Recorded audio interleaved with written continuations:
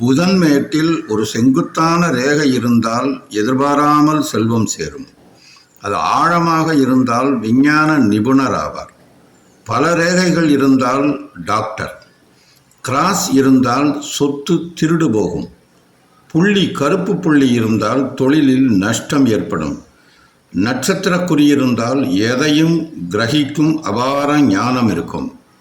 ஞாபக சக்தி ஏற்படும். மெலிந்த மேட்டில் நட்சத்திரம் இருந்தால் பலரையும் ஏமாற்றியே வாழ்ந்து கொண்டிருப்பார்.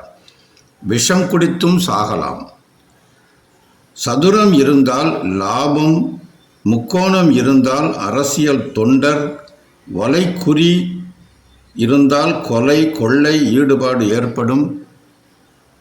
சுக்கிரக்குறி இருந்தால் அத்தை அல்லது மாமன் மகளை காதலித்து மணந்து கொள்வார். அதாவது சொந்தத்தில் திருமணம் செய்வார்.